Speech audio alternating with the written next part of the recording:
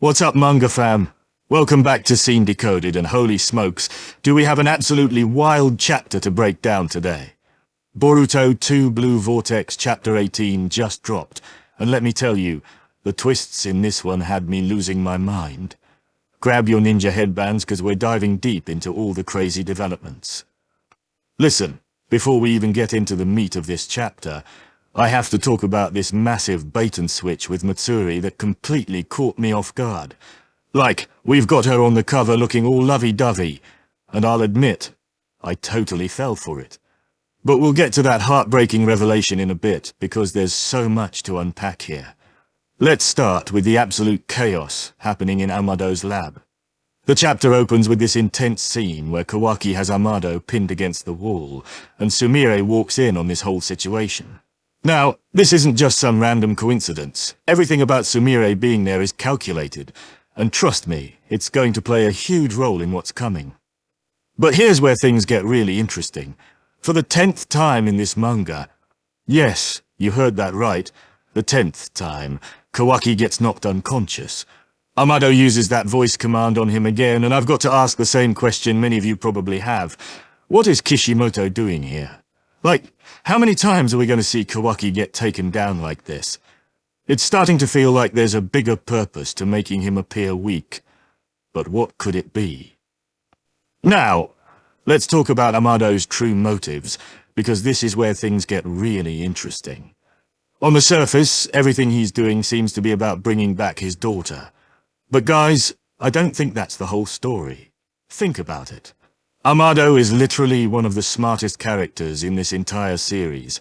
Would he really go through all this trouble to bring back his daughter just to have her live on a destroyed planet? That doesn't add up. Here's what I think is really going on, and this is huge. What if this isn't about his daughter at all? What if this is about Shibai Otsutsuki, or maybe even another Otsutsuki we haven't heard about yet? The way Amado is acting, keeping Kawaki's powers limited when humanity could actually use his help, there's definitely more to this story than what we're being told. Meanwhile, over in the Land of Wind, we've got some serious action going down. Ryu's getting suspicious about everything, smart move by the way, and activates his iron sand. But here's what's really interesting. If Kashin Koji could see all this coming, why did he send them into what's basically a trap? I'm telling you, there's got to be a bigger plan here, and I think it might have everything to do with Sarada finally getting that character development we've been dying to see.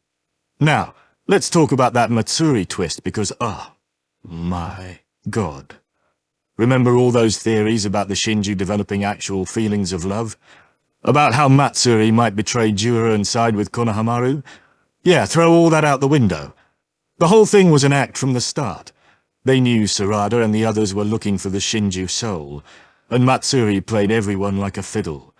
The way they showed that flashback of Mogi and Konohamaru as kids right before dropping this bomb on us?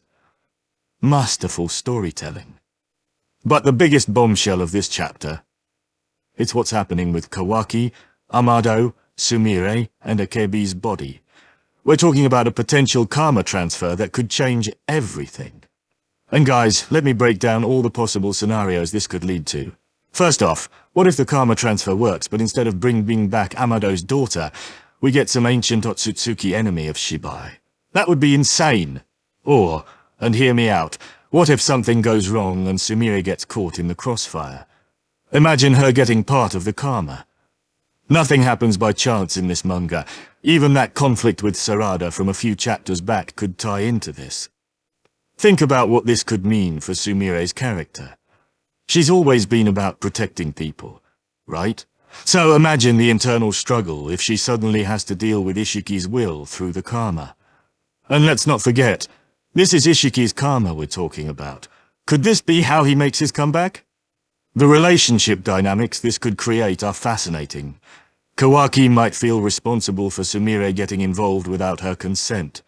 This could either bring them closer together or create some serious conflict. And what about Sumire's feelings for Boruto? This could completely change that dynamic. But wait, there's another possibility we need to consider. What if Sumire ends up being the one who helps Boruto with the Shinju? If she accidentally gets karma from Kawaki, she'd have the power to do it, and that could create some really interesting story developments. Now, let's talk about something really fascinating, the mechanics of reviving someone through karma. We've seen Edo Tensei in action before, right? How you can basically kill those people over and over, and they just keep coming back. But we have no idea how revival through karma works. This could introduce some completely new powers or abilities we've never seen before. And here's something else to consider. Amado's position after all this goes down.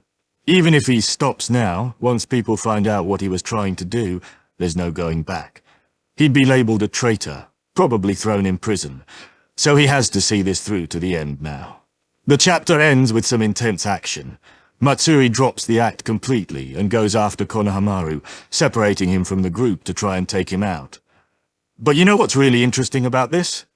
The fact that she could fake those emotions so convincingly shows there's something very human about these Shinju. Let's talk about why Kashin Koji might have set all this up. I've got two theories. Either he's setting the stage for Sarada to save everyone with some hidden power we haven't seen yet, or, and this is where it gets crazy, what if this is all connected to Hidari? What if he's somehow swapped consciousness with Sasuke and is about to show up to protect Sarada? The final moments of the chapter are intense. Ryu's using the Shinju's soul as bait, Yodo's going after it but gets caught in the sand, and we've got Sarada, Mitsuki, Araya and Yodo all immobilized. Then Sarada pulls out a kunai, attacks Yodo while Ryu's controlling her body, and Araya jumps in to free them from the sand. Talk about a cliffhanger. And that's everything packed into this absolutely insane chapter. What do you guys think? Which theory sounds most likely to you? Let know in the comments below. Don't forget to smash that like button and hit subscribe to catch all our manga breakdowns. This is Scene Decoded, and I'll see you in the next